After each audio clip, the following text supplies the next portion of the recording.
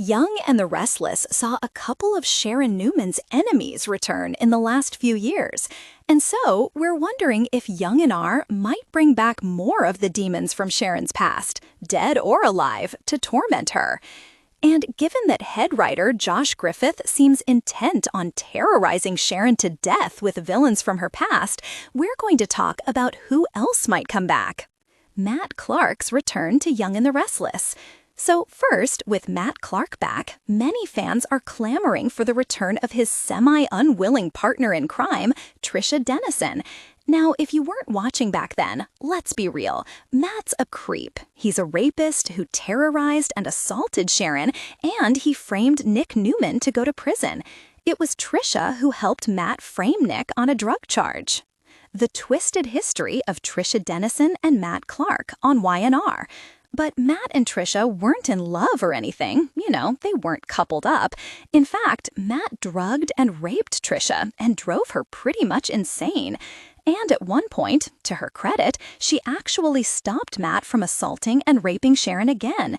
And then Trisha got Matt into her car and drove off a cliff, Thelma and Louise style. Luckily, Trisha survived, but Matt sustained these awful injuries, and he was presumed dead. That was when he had pulled his breathing tube out to try and frame Nick for his death. After that happened, Trisha did a whole lot more bad stuff. Matt's ghost was basically a delusion in her brain, telling her wicked things to do. Kind of like how Cameron Kirsten was that hallucination telling Sharon things to do. And Ian Ward's turned up talking to Mariah Copeland recently. Also, Trisha drugged Victor Newman and raped him, and then beat herself so that she was all bruised and battered and could go to the police. Victor does time in prison on Young and the Restless. Trisha accused Victor of raping her, and he went to prison because of Trisha. She later crashed Victoria Newman's wedding wearing an identical gown to the bride and held the groom at gunpoint after locking Victoria in a closet. When she got loose, Trisha tried to shoot the bride, but wound up killing the groom, and she was sent to a psychiatric hospital. Young and the Restless could have pulled off an epic double twist.